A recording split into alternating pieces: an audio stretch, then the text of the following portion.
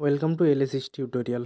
কলকাতা বিশ্ববিদ্যালয়ের ইতিহাস অনার্সের সকল স্টুডেন্টদেরকে এলএসিস টিউটোরিয়াল চ্যানেলে স্বাগত জানাই। তোমাদের আজকের ভিডিওটা সিক্স সেমিস্টারের স্টুডেন্টদের জন্য। সিক্স সেমিস্টারে তোমাদের যে ডিএসসি A3 এর পেপারটি রয়েছে হিস্ট্রি অফ বেঙ্গল, সেই পেপারের একটি গুরুত্বপূর্ণ 10 মার্কসের প্রশ্নের অ্যান্সার আজকে ভিডিওর মাধ্যমে শেয়ার করে দেবো। ইতিমধ্যে আমি এই পেপারের সাজেশন পোস্ট করে দিয়েছি এবং 20 মার্কসেরও অ্যান্সার আমি পোস্ট করে দিয়েছি। ঠিক আছে, 20 মার্কসের তেভাগা আন্দোলন এবং আরও অন্যান্য যে নমশূদ্র আন্দোলন ছিল, আমি ভিডিও আকারে একেবারে সম্পূর্ণ অ্যান্সার কিন্তু পোস্ট করে দিয়েছি। যারা এখনও নোট ডাউন করেনি অবশ্যই ভিডিওগুলি দেখে নোট ডাউন করে নিতে পারো এবং পরবর্তী তোমরা কোন অ্যান্সার চাও আমাকে অবশ্যই কমেন্টস করে জানাও। ঠিক আছে, আমি অ্যান্সারগুলো পোস্ট করে দেওয়ার চেষ্টা করব এবং আরও অন্যান্য পেপারের সাজেশন আমি অলরেডি পোস্ট করব। তাই তোমরা যারা নতুন এসেছো অবশ্যই সাবস্ক্রাইব করে রাখো। তাহলে আর বেশি দেরি করছি না, সরাসরি আমি মূল ভিডিওতে আসছি। দেখো, তোমাদের প্রশ্ন যেটি দিয়েছি আমি, সেটা হচ্ছে স্বদেশী আন্দোলনের সীমাবদ্ধতাগুলি আলোচনা করো। তোমাদের অনেক সময় ঘুরিয়ে প্রশ্ন আসতে পারে স্বদেশী আন্দোলনের ত্রুটিগুলি আলোচনা করো, একই অ্যান্সার হবে। ঠিক আছে, তোমাদের সাজেশানে দিয়েছি, এটা ভেরি ভেরি ইম্পর্ট্যান্ট প্রশ্ন। এবার আমি অ্যান্সারটি বলছি, দেখো। ব্রিটিশ আমলে অবিভক্ত বাংলা ছিল বিপ্লবী কর্মকাণ্ডের প্রাণকেন্দ্র।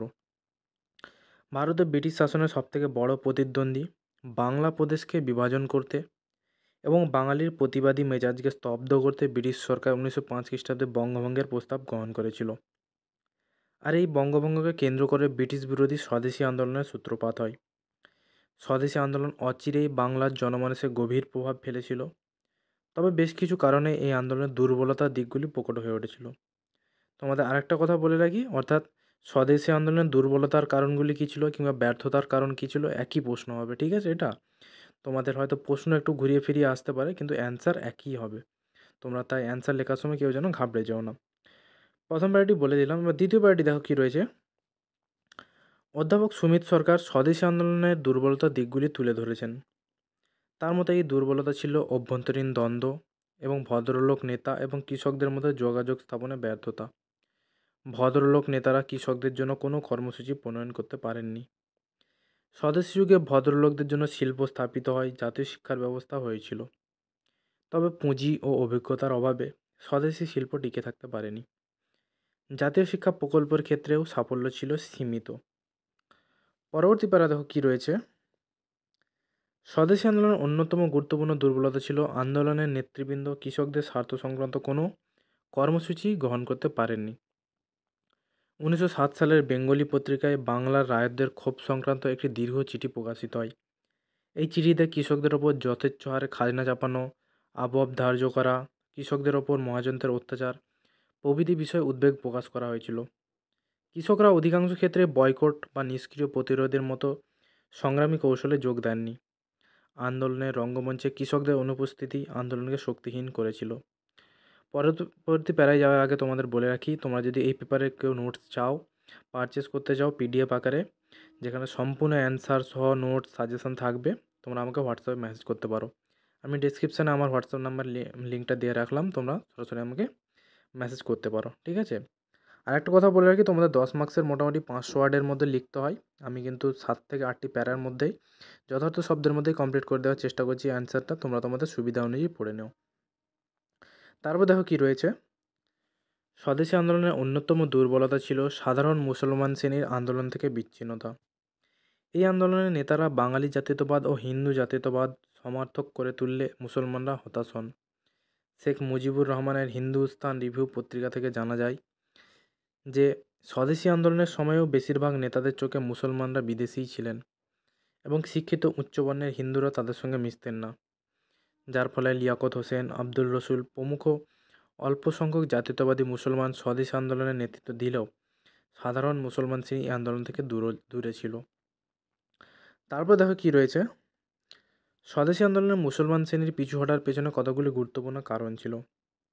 স্বদেশী নেতারা জনসাধারণকে সংঘবদ্ধ করার যেসব পদ্ধতি অবলম্বন করেছিলেন তার ফল সবসময় ভালো হয়নি। চিরাচরিত জনপ্রিয় রীতিনীতি, উৎসব এবং অনুষ্ঠান আয়োজিত হয়েছিল।